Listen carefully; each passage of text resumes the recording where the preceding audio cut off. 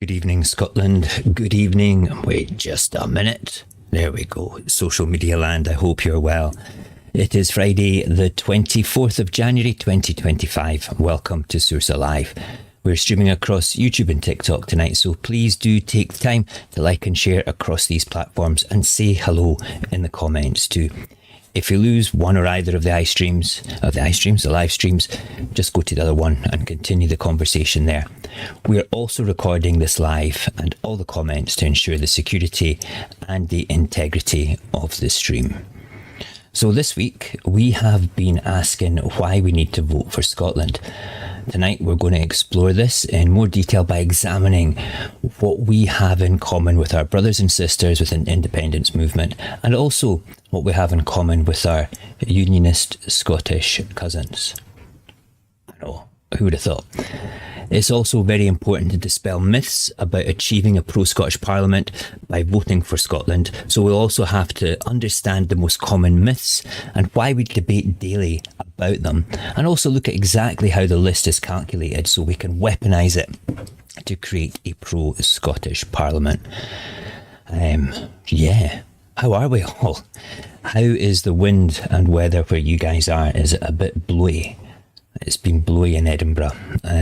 We are on both TikTok and YouTube just now, and looking at, there's Barry. Yes, I am a hapless techno weenie. I've had problems this week with video uploads. Don't know why, and I believe that yesterday's one's not uploaded. I will have to do that again later. There's John and Neil. Hi Neil, and Robert and Kareem, and everybody there as well. There's Eddie and Nicholas. And listen, if you are sitting there in YouTube land and you can't comment, you need to subscribe first, wait 5 minutes, and then you can join in the comments. And Kareem is also jumping across into TikTok land as well, which is good. There's Lisa and everybody. Don't forget to push the button and share it out across TikTok land as well. That's quite important to get more people to come in and have a wee neb at us.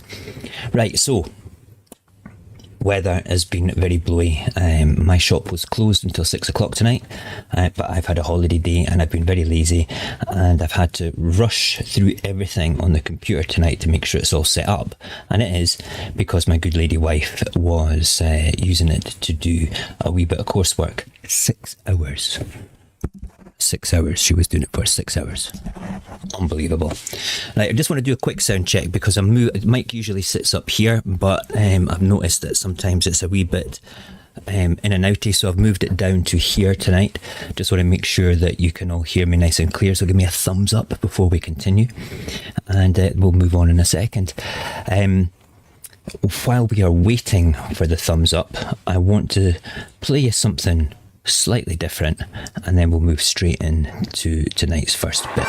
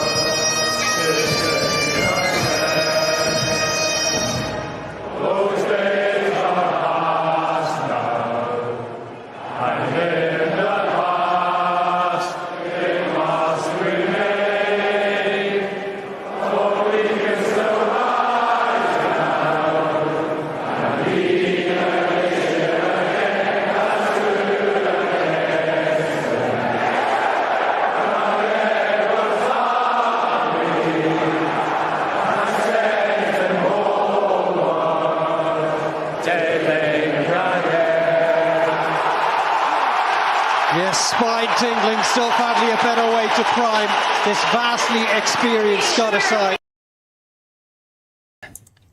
The Flower of Scotland, stirs something deep within every Scot, turns us all into nationals for the length of the song, and maybe a wee bit longer for like the length of a football or a rugby match. But this isn't just a song, it's a reminder of who we are. It's a shared past and the nation we continue to fight for. It's a call for resilience, unity and pride. But resilience, unity and pride kind of transcend Scottish people, not just the nationalist people, not just the indie folk, not just us. It's everybody's song in Scotland, including those that believe in the Union as well. So when we listen to this, we have to ask ourselves, what are we actually fighting for? It's not about fleeting politics, but the enduring idea of Scotland, its people, its culture, and our potential as well. Scotland is more than just political disagreements. It's a land of strength, unity and identity. From the amber of our whisky to the poetry of Robert Burns, the Highlands' rugged beauty and our crazy coastlines. Scotland itself transcends politics and party lines. But this identity has been tested, strained by decisions made far away in Westminster. Scots, regardless of their stance on independence, face shared challenges: the cost of living, soaring energy prices, and inequities like higher transmission fees for the energy produced here. These are not abstract issues. They affect everybody in Scotland, us and our unionist cousins as well. And these are daily struggles for some people. Yet unionists refuse to acknowledge their union's failures. So let's be clear about this. This is their union and they must own it or get on board and fight for liberty with us. They can't complain about us without first justifying the follies of the union. So what have Westminster-led unionist parties truly delivered for Scotland? Promises of prosperity have been brought austerity, welfare cuts and Brexit, none of which we ever voted for. Contrast that with the policies made here in Scotland, like mitigating the bedroom tax, the Scottish Child Payment, lifting families out of poverty, our opposition to austerity, the voting to remain in the EU. Even unionist Scots benefit from these protections that we put in place. Imagine what more could be done if all of the decisions were made here in Scotland. So I think that Holyrood should reflect Scotland's needs, not Westminster's priorities. Independence isn't about swapping politicians, like one set of crappy politicians for another crappy set of politicians. It's about giving Scotland its voice, the decision-making powers to benefit from our own resources and our wealth, and take advantage of our potential, making it a better place for everyone. The Yes movement is not just a political movement, that's only part of it. It's about our identity, it's about our culture and about our collective future. When we hear the Flower of Scotland, whether we have voted yes or no, whether you vote Tory or Labour or Reform coming up soon, or for the SNP or Alapa, that song is every Scottish person's song, and it's something that we can look at, because whenever we hear it, some of us will get goosebumps, the hairs will go up on the back of our arms. We love it, and just for that moment we are united and we are together. So we need to let the feeling of that song unite us in purpose for longer than just a football match. And those that don't want to unite, they have to remember it's their union and they have to own it. The Scottish Government are in a financial straitjacket, and there is never a scintilla of recognition that maybe, just maybe, decisions taken elsewhere are harming the decisions taken in this Parliament. Because that context is what the Unionist parties have bequeathed to the children of Scotland. That context matters. A block grant cut for capital of nearly 9%, meaning £1.3 billion less for Scotland. Look, I hear the Unionist parties heckling from a sedentary position. This is their union. They should take ownership of these cuts coming to Scotland. A £1.2 billion cut. I hear anger from the Conservative benches. This is their union. They should own it.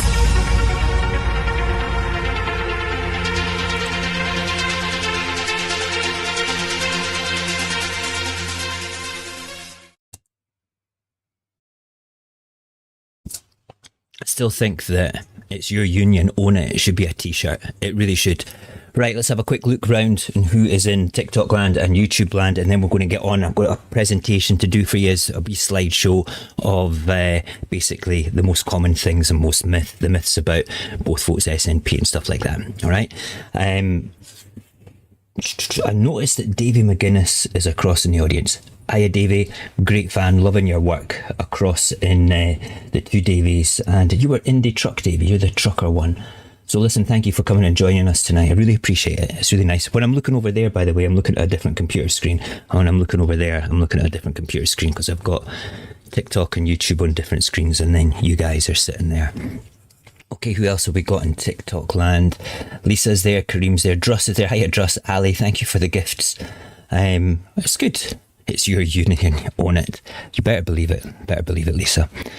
Okay, so let me get set up for the presentation because I need to move some screens around as well to get going. And we will just get started on this just now. So we'll go to the screen here.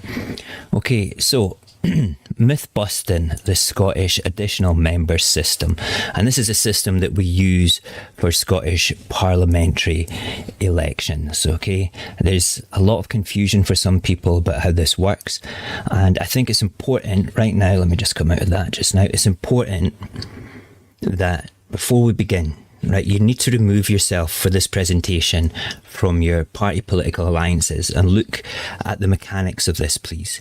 All right, and consider voting for Scotland to push forward not only just a strong SNP government, but we need to also fill the benches of the opposition with as many pro-Scottish people as we possibly can.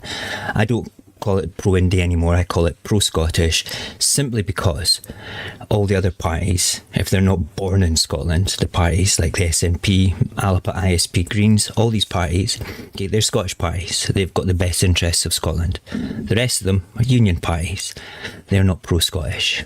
Okay, that's where we need to be. So remove yourself just for the next hour, please, out of politics and look directly at the mechanics of what is possible and what could be achieved by just pushing more bums onto the seats of the opposition tables. Okay, right, back to here. Right, so what we need to do is we first need to understand how the list seats are calculated. This is really important because if we don't understand how this works, we're never going to be able to vote tactically or understand how it is due to actually go for everything. So I'm going to quickly bring up the Scottish Government website just now and let you see this. Let me go back to the screen capture. Right, so on the Scottish Government website, this is the credible website, the actual website. This is the place where I get my information from to educate and teach people how the DeHonts calculation works, how the additional member system works. So let's go and I'll show you exactly where it all is. Okay, so it's here, you click on to get involved, go down to education. When it comes up for education, you go to education resources and then resources on this website. Interactive resources, and then you've got this here, the additional member system. Okay, now the two links that are best for it is explore the interactive resource, okay, right there, and calculate in the regional results. Both of the links for this are in the description of tonight's live, right at the top. All right, so you don't need to go looking for it. It's sitting right there for you guys to go and click onto. Okay, that's important. So go and have a wee look for yourself. Okay, now, okay, where are we? So if I go back So the one here, that'll download a document for you, and the one here is an actual slideshow where you click through it and you have little Einstein looking at it. I'll show you that now. Actually, hold on a wee second, because it is actually in the presentation. Let me bring that back up. Okay, there we go. That's it there. So what you're looking for is the thing on the left there. That's the document that you download. It's very simple. It tells you how it's working, and then you've got this little presentation. It's a slideshow, just as I'm doing for you guys just now, that talks you through exactly how it works, and basically how it actually works. the whole way of doing it. I'm not going to bore you with too much mumbo jumbo about it, okay? But it's done by region, it's done by votes, it is not done by percentages for your list. So you would take, say, we'll keep the figures easy, say your party got 100,000 votes, okay, on the list. Keep those separate. All right, dead easy, nice and easy calculation for Mo's brain at this time of night. And then you had, say, 9 constituency seats. Your party was really successful in the constituencies, just like the SNP were in Glasgow in 2021. They got all 9 constituency seats. You then add 1 to the number of your constituency seats, and then use that to divide into your list votes. And that is where you start from when it comes to calculating your first set of list seats. So the SNP would never have started, they got the most votes, but they would never have started with 100,000 votes. It was actually 130 in Glasgow that year, but they would have started with that number divided by 10. And that's crazy amount, you know. So it's something that we actually need to look at it as a whole. So let's just recap there just now and look at it. So the D'Hondt calculation: divide the total list votes by the number of seats already won plus 1, and this will give you your adjusted votes. And then once you've established this, you will enter 7 rounds of list seat allocation, because they've got 7 seats in each region. The calculation is applied at the start of each round, taking into account the new divisor that is created from the party that's just won the seat as a whole. And that is how it's calculated. Now, what we will do as well, okay, is let me just quickly bring up this screen as well. Where are we? We are now sitting on this slide. Great.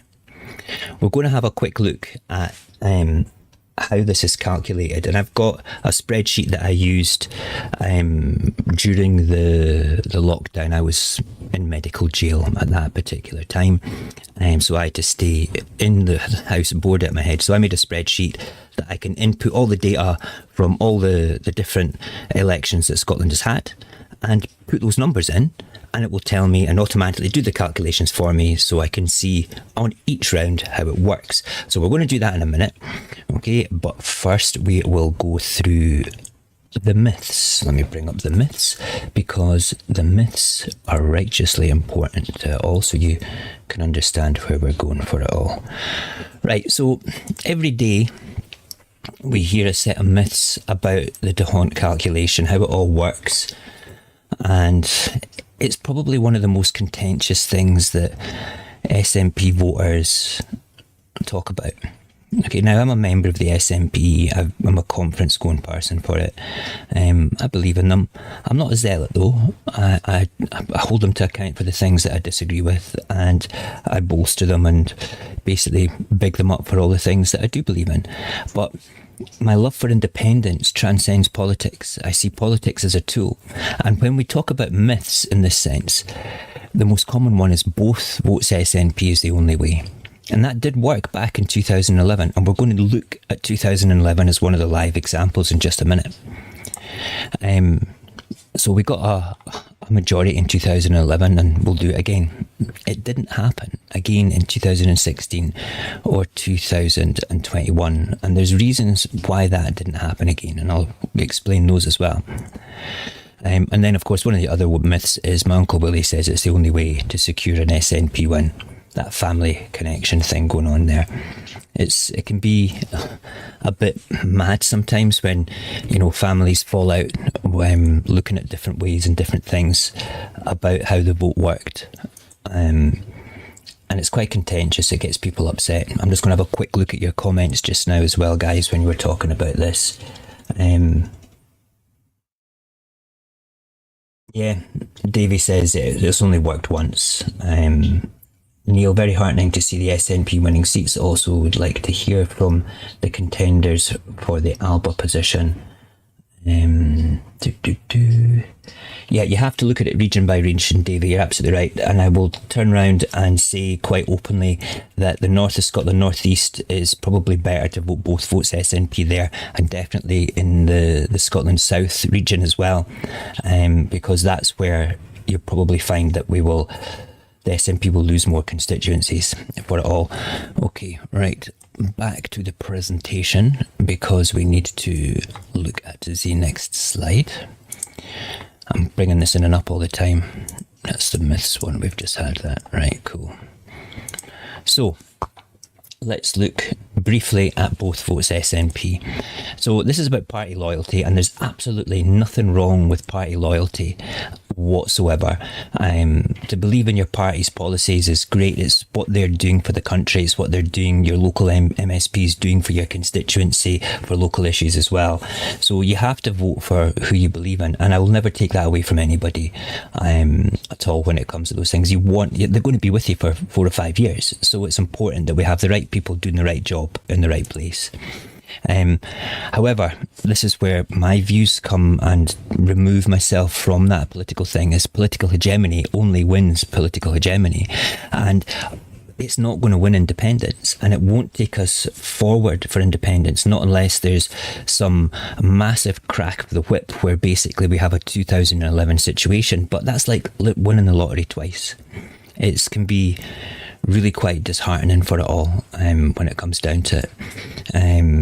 And we have to remember as well that the SNP did win a majority, but that majority, when it came up,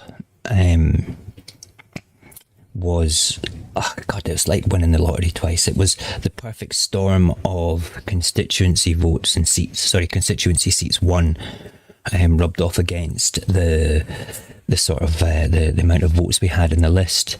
And I have, 1 second, I'm bringing it up here, the actual, when you look at it, the results from 2011. So back in 2011, right, the SNP won 69 seats. 16 of them were the list seats. 53 were constituency seats.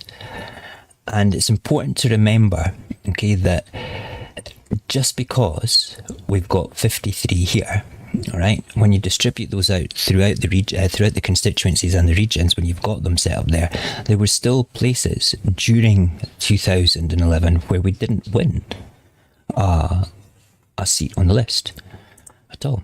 We're going to use Glasgow as a positive example of this, right?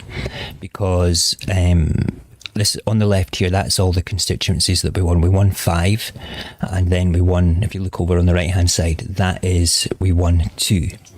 Okay, so the 2 on the list. So we started off with 83,109 votes, okay, on the list, but you then have to look at the amount that we've got here. So that's 5 constituency seats plus 1. So that amount there was divided by 6 for the first round when they were doing the D'Hondt calculation.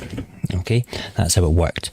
So I'm going to bring up my little spreadsheet just now and show you how this worked for 2011. Just remember, it was 83,109, and you have to trust me that the actual spreadsheet was fine. Now, you might not be able to see this on your phones, so I'm going to zoom right in so we can see this a bit better, as best as I can, right?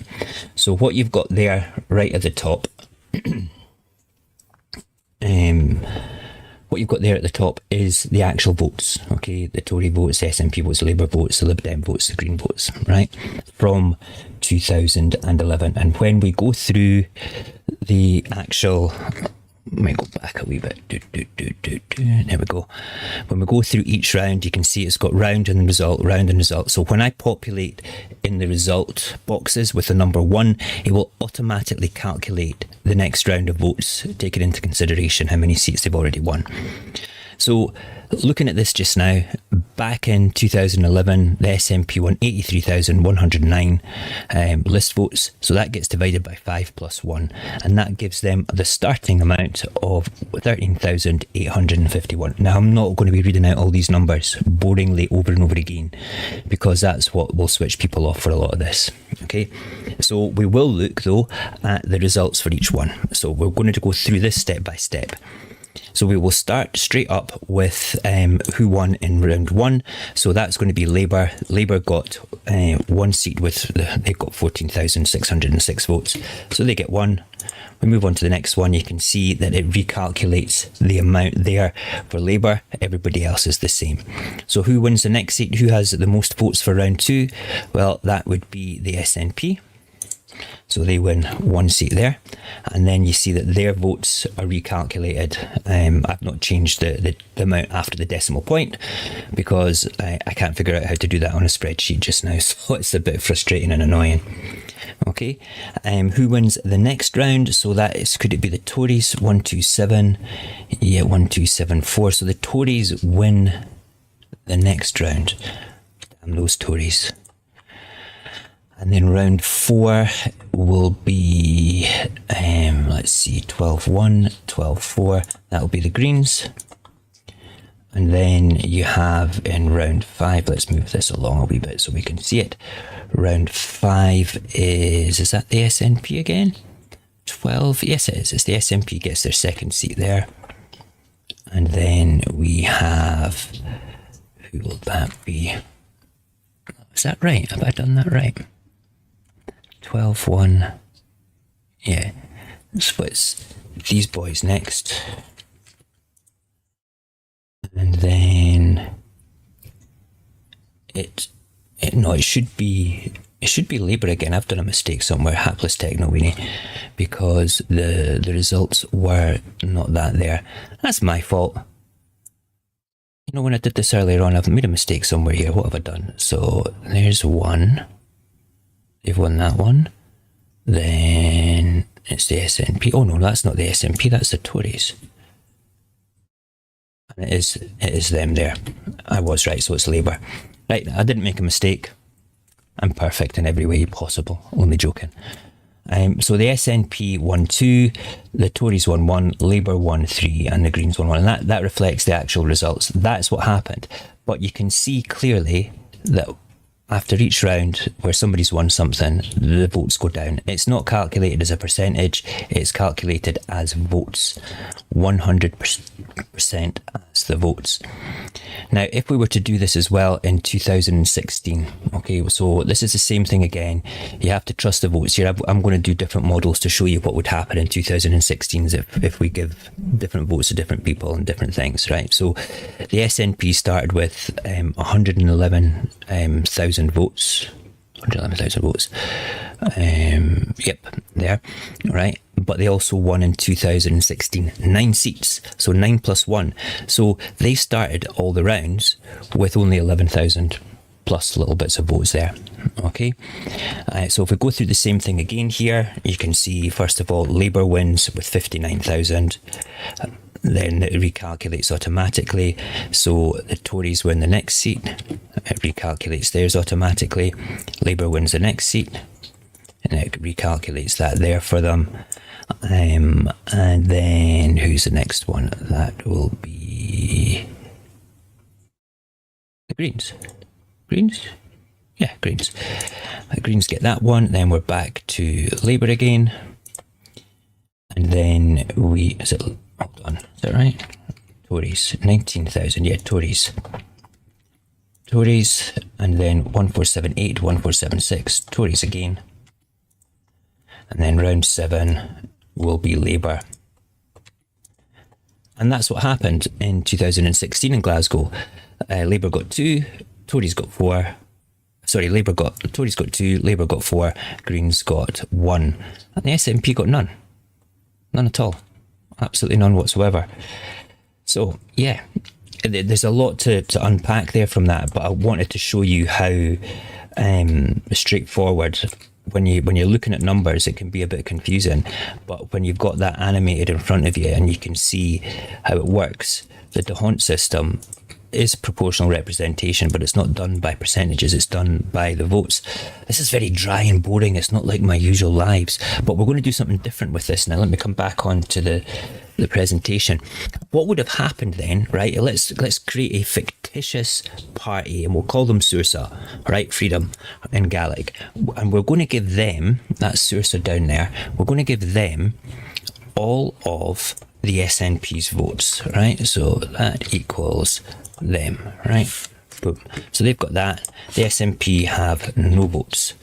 Okay, so Saorsa now, because they don't have any constituency seats, they start off with 111,000 and odd votes. So look at that there. So this is a list only party that's nothing to do with the SNP, but they're pro-Scottish, and this is how it's going to work. So let's do this. So 1, they win the first seat, okay, and they're recalculated for 1 plus 1. So 1 plus 1, that's 2 into the 111,000. That gives them around about 55,000. Okay. Still, Labour has got one more than them, so Labour gets the next seat. However, we have Saorsa again winning that third seat. And look, look at that there. They win the fourth seat. And then we have, who's that? That is the Tories and Labour. So 2953, 2957. So whoever that is, they win a seat. And then you have 2953, they win a seat. And then we go to the last round. And who wins the last round? Well, that would be Saorsa again. Okay, so when you're looking at that there, straight up, the fictitious party, it doesn't matter what they're called, you could call them Alapa, you could call them the Greens ISP, whatever you want. I'm saying Saorsa so it doesn't like nag on people's heads if they don't like any of those parties, because I need you to removed from politics with this. But what you have there is you have 4 new MSPs with their bums on the seats in opposition that are pro-Scottish. Oops, that's the wrong one. Why is that up there? We don't want you. There we go. So when you think about that, if that was translated across all the regions, every single region, okay, it would work out to be 32 different MSPs that are pro-Scottish in opposition.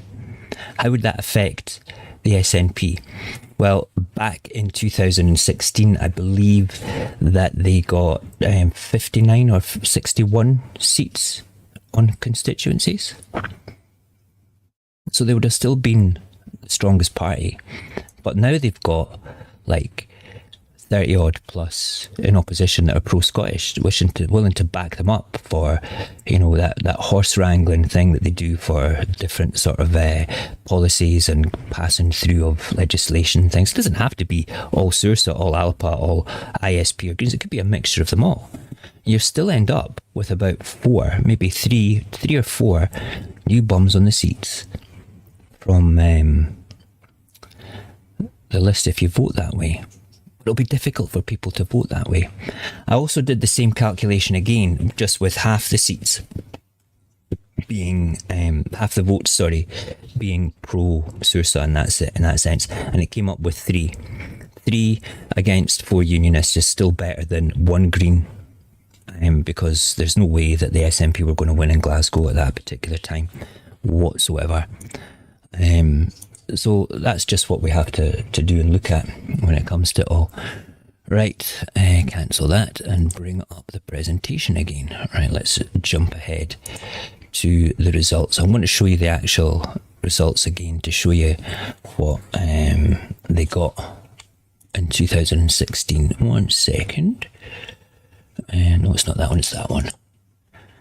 Present, cool. So this is the results, the actual results from 2016. So you can see what it was. These were screen captured from Wikipedia. You can look it up yourself. Just type in to Google Scottish Parliamentary Elections 2011, 2016. And then when you hit the Wikipedia page, just click on results and go and find Glasgow. And then you can see clearly that all 9 seats were won by the SNP in Glasgow. And then none of the list seats were won with 111,000 votes. Unbelievable. And that's basically an increase of the vote percentage by 4.9 as well, which is unbelievable when you think about it. Because if it was done just on percentages, then let's just be honest with ourselves, they would have got all those list seats, but that's not how the additional member system works. It accounts for the fact that you've won quite a chunk on the list, on the constituencies, and then offsets those seats by using them as a divisor for your list votes. Now, some people have turned around and said if we moved the percentage of votes closer to the percentage of votes used that they won in the constituencies, we would get more seats. That's not the case, okay? You would have to, in some cases, you would have to go way, way beyond the amount of votes. In fact, like 1 second here, if we go back to, what should we go back to? We'll go back to 2011. No, let's just go back to 2016. 1 second. We will start this all over again. Get rid of all the ones. Go,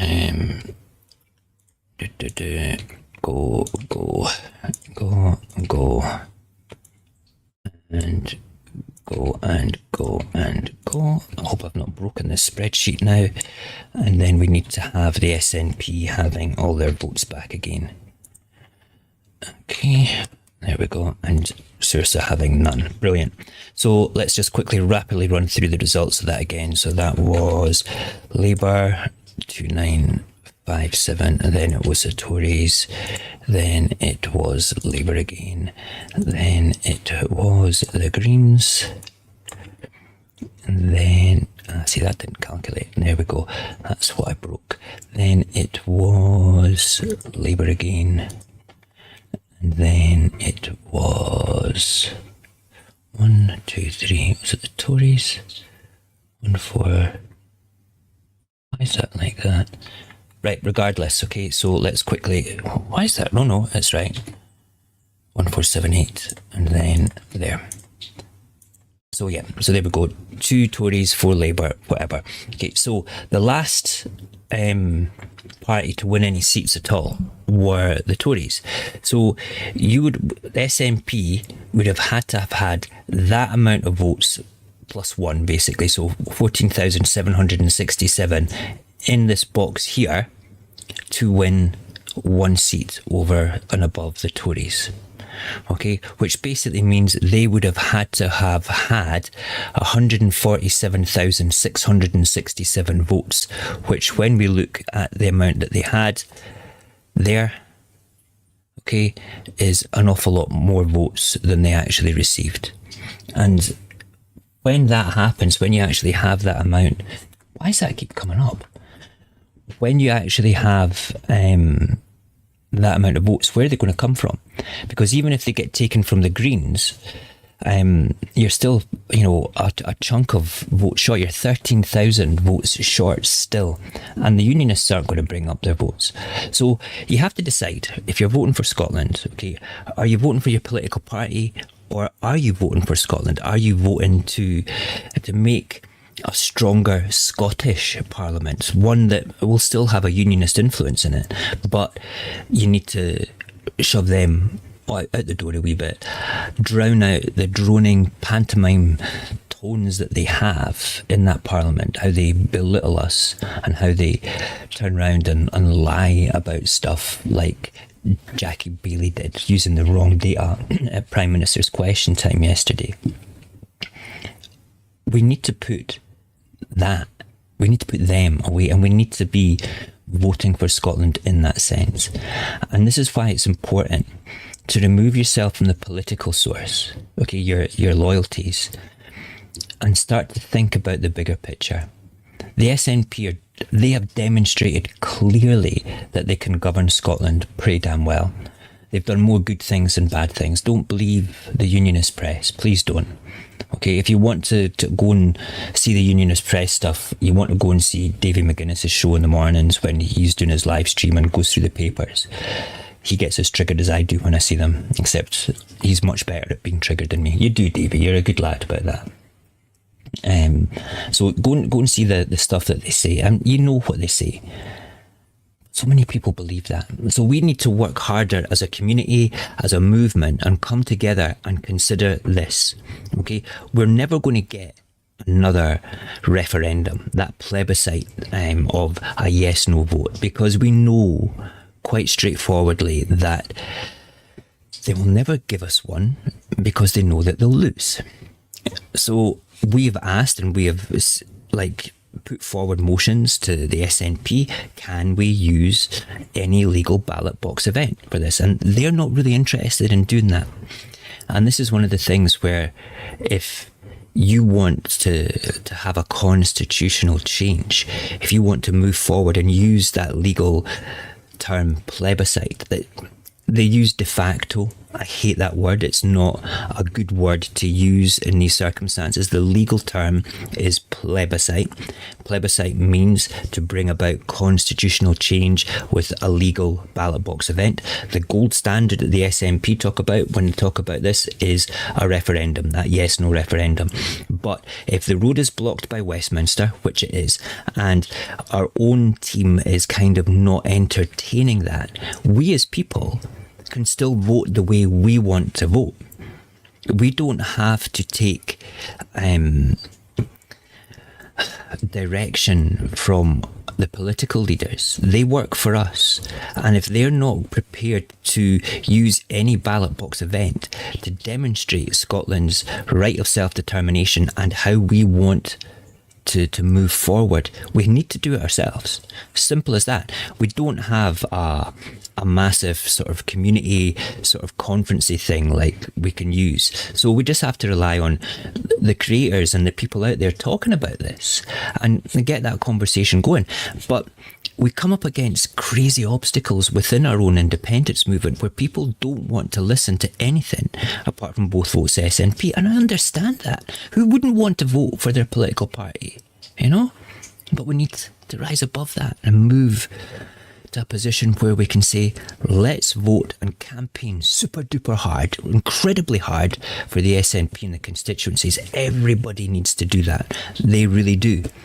But we also need to campaign just as hard for all the people, all the parties and individuals that are the smaller parties to get in on the list. We need to demonstrate that Scotland is not just a pro-Scottish government, but a pro-Scottish opposition. And when I have conversations with people around this subject, when I bring up both votes SNP, I come up against brick walls and people just don't want to entertain that thought at all. But when I start putting a suggestion into their heads where basically, why don't we have a pro-Scottish opposition? That's a good point. Well, why don't we have a pro-Scottish opposition? I don't know. Is there a way that we can do that? They go away, and I've had more people come back and say, yeah, there is a way. We just need to use our second vote for a non-constituency party. If people come to the truth themselves, they're more likely to believe it and move forward with it in a very positive way. They really will. But let's have a wee look here. Right, so, John, you've talked about there, what would it be good to see what would happen if the two list parties split in the vote? You end up with 2 or 3 every single time, okay? Every single time. Let's do this, okay? Let me set this up. So, half the vote, that's a great question. So what we want is I need to quickly just reset the spreadsheet. It equals that divided by 2. In fact, what we'll need to do is we'll do it with the Green Party. Right, so, okay. we'll do this with the Green Party. So we're going to give the Greens half of the SNP vote.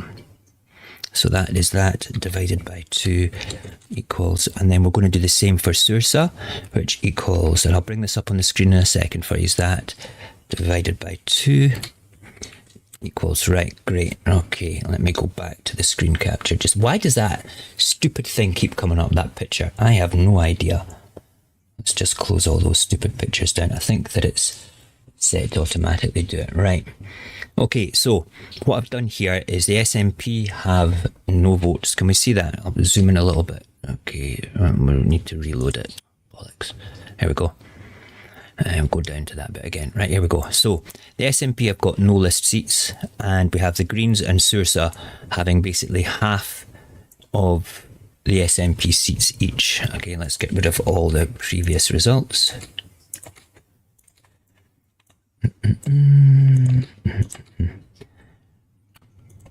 Right, okay, I did hit the wrong button for that, but we don't need to worry because the SNP don't have any seats anyway, any list things. So that will have to equal that. Ta-da. Right, so hopefully I have got the Greens set up properly. Okay, so we start off with Labour winning the first seat. Boom. Okay, and then we have a toss-up. We'll let the Greens win the first one here, and then we'll have Saorsa winning round 3. We have, who's that? That is 295, 2957, 2953. So Labour win that seat there. And then the Tories win that seat there. So everybody is kind of level pegs just now.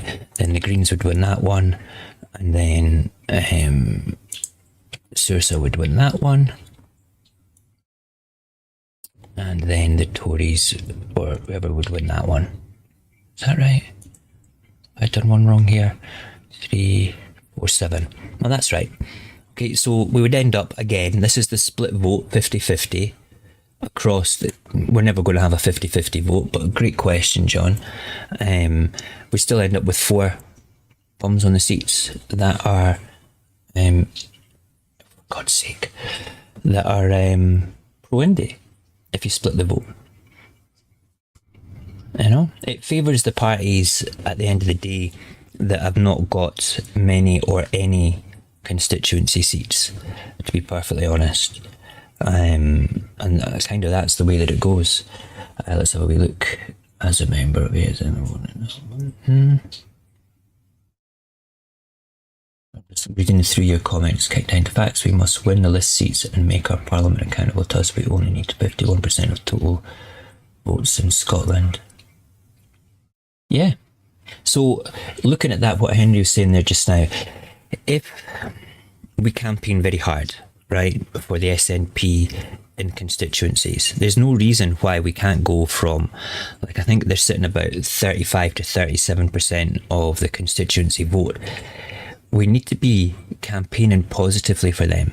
Very much. I believe in that, and I will campaign for them quite happily. But I'm also going to be pushing the narrative of your second vote should go to a different party, because we could end up with 43% of the constituency vote and like 37% of the list vote, and that doesn't get us anywhere apart from roughly where we are just now. So let's go for the vote, and let's do that. Absolutely, but let's also use the system, use the methods that we've seen here to turn around and elect a very strong pro Scottish Parliament. Yeah. Right, let's just take a minute's break here so I can fill my mouth with coffee. It's so beautiful. I feel I can't even explain this. You must stop this. I can't. I won't. You know what will happen. You need to join me. No one's gonna take me alive. The time has come to make things right. You and I must fight for our rights. You and I must fight to survive.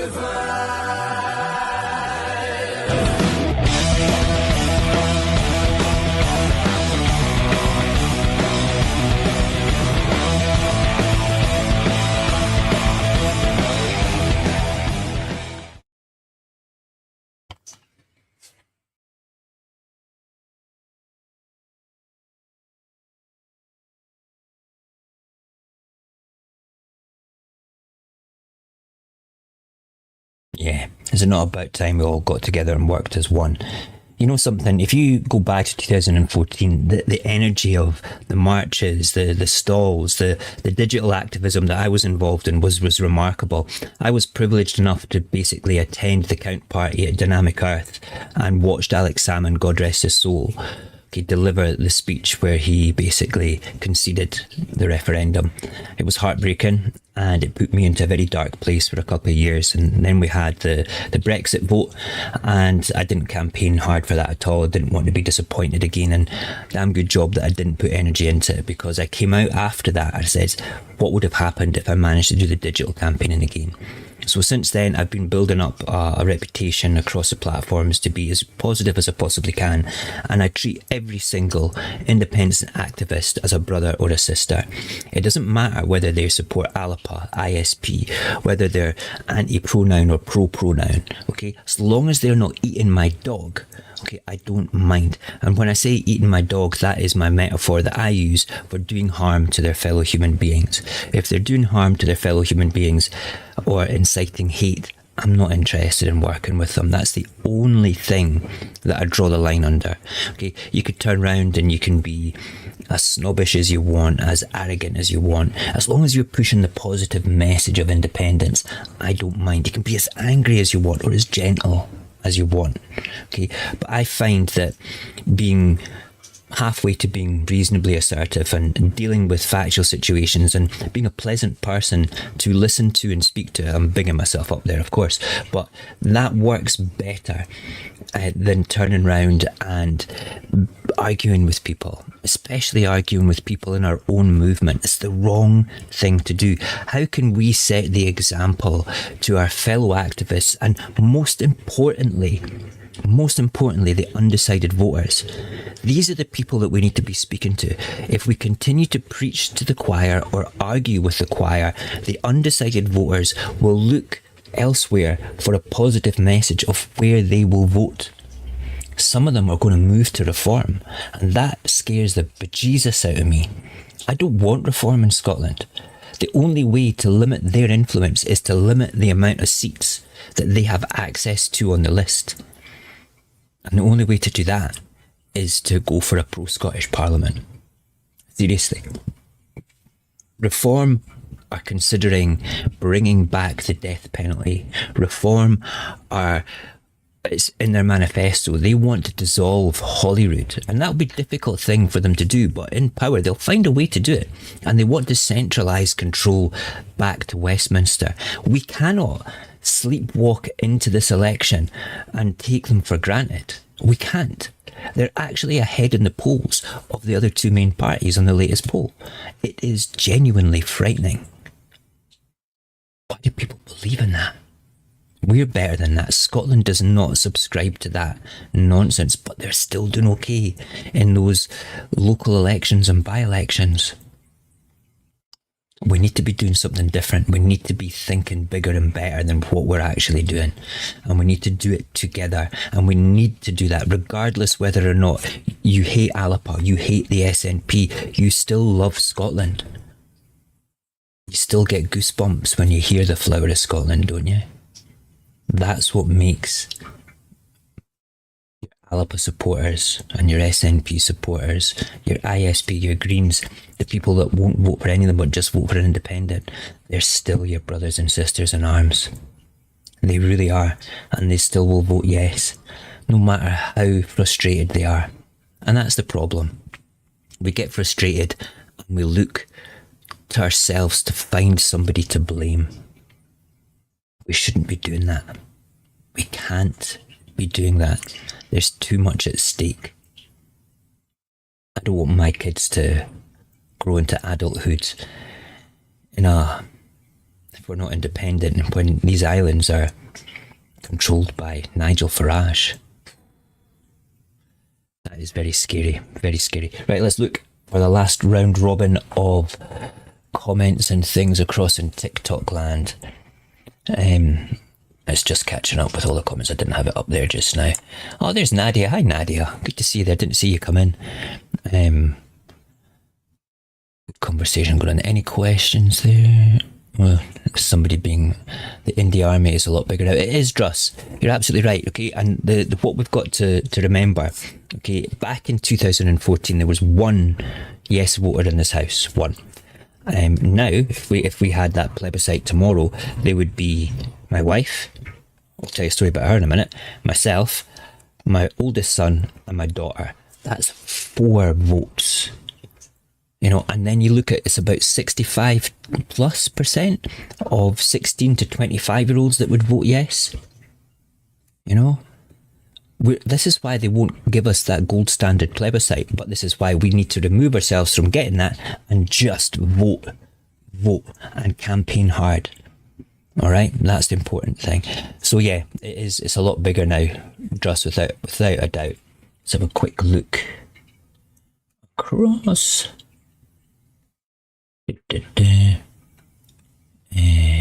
ISP is also Republican. Yeah, you know something? I think that I'm not pro royal family in the slightest.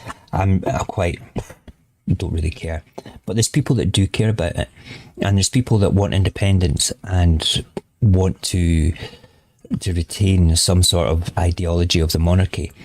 And I think that decision should be made after we're independent, because it could damage and move people's points of view away from independence, because they might want to keep the monarchy more than being independent. There are people that are out there that would probably think that way, and it would be down to their heart and their heads sitting in the ballot box chamber thing in the booth, deciding there and then what they would want to do. And that's just one of the things. What else have we got going on here? I always have the word racist when they speak reform. That's funny. You're not wrong. Daughter loves Gaelic and might vote Green. Son is more Republican and might vote Alapa. When it comes down to the regional vote next year, I'm going to wait probably until we get to the stage in the ballot box booth again. And I'll have researched who has the greatest chance on the polls of delivering more independence bums on seats through the list. Hopefully by then we'll have got through into people's little ways of thinking about voting for Scotland, that pro Scottish mindset that we all need to have. I think it's important. I think we will wrap it up there because it's just hit midnight, and if I'm not mistaken, happy Robert Burns' birthday day today. Wait there now. I just saw that come up on my screen. Liv, you friggin' beat me to it. God damn. You beat me to it. Yeah, happy Burns Day. Yes, story. I'll finish off with the story about my wife, right? So, for those that know who I am, I know my family. My wife is Russian. Okay, she speaks 3 languages: English, German, and Russian. Kind of fourth one a little bit, which is South Korean, because she worked for Samsung and had to go out there. Okay, however, she hates politics. She hates politicians. She can't stand them. She doesn't trust them whatsoever. And when we first met, and she saw that saltire above there and says, "What's that all about?" And I explained that this saltire was a finger painting made by me and the kids on the day of the referendum. And she goes, what was the referendum about? It says, for Scottish independence. She goes, "What, you're a Scottish nationalist?" I went, "Yeah, I believe in the independence of Scotland." She goes, "Is that not a bit right wing?" I went, "No, it's not that sort of nationalism." She didn't understand. And I said, as we go through our life together, you will learn that Scottish nationalism is not the same as nationalism as such. And she has done, but she would never get involved. She didn't want to vote last year in the general election for the whole of the UK. She just didn't want to do that. She was also on holiday back home in Russia at the time. But I says, "I'll do your postal vote for you. I'll do it as a proxy. I'll go and vote for you." But no, it wouldn't have made a difference anyway. But she will vote next year. And she will vote for Scottish parties. Now, this comes down to one experience for her, and that was last Saturday at the Believe in Scotland, Creating Scotland event, which is all about Scottish culture and things. Now, she loves language. She's always wanted to learn Gaelic, and I've kind of encouraged that. We just need to set some time aside to do it. But then she discovered through Mr. K, I can't remember, I've sent him a message actually, the Scots language, the mother tongue, you know, and she was like blown away. And she's sitting there, we're sitting up on the balcony looking round, and she said to me, there's a distinct absence of younger people in the audience here, and that's a shame, because this is a very positive cultural thing, and I'm learning so much. Now, I had to translate all the stuff from Scots into an English tongue for her to understand, but it was very good. And she came away from there and said, do you enjoy that? And she goes, a lot more than I thought I did. And now I believe in what you're doing, because you're not just fighting for political reform and political decisions, you're fighting for your culture. You're fighting to retain that culture and to pass it on for generations still to come. This is crazy. My daughter didn't know what the Declaration of Arbroath was. I assumed that she did. But they don't get taught that in every single school. She knew roughly what the Battle of Bannockburn was about, but didn't know the story. She didn't know who John Comyn was. She didn't know who James Douglas was from the times of Robert the Bruce. She didn't know this. And that's our culture eroding. And this is what we're also fighting for. It's not just for political change. It's about who we are here as Scotsmen, as Scotswomen. And that is not just our brothers and sisters in the indie movement. It's also our cousins that are unionists. They are Scottish as well. And we have to accept that. It's a pain in the neck though, isn't it? How do you deal with unionist Scots? Walk away from them every time. Right, we're done for tonight. I'm going to briefly jump into Discord after this, because I promised my daughter, who's I think asleep on the sofa just now over there, that we would watch a movie tonight, and we'll see if she's still up for that. But we'll be across to Discord in a minute or two. If anybody is interested in joining Discord, I will quite happily send an invitation to anybody that's audience here. Send me a DM through Facebook, through Instagram, or on TikTok, and make sure that you've got a Discord sign on. It's just an app. You can download it onto your phone or your computer, and we can take it from there. And you can come in and join the after party when Mo has the utter piss taken out of him by the Saorsa team.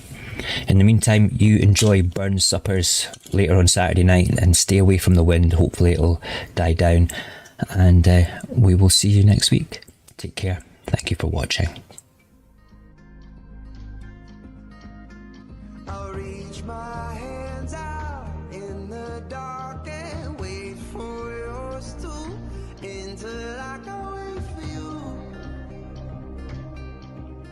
I'll wait for you.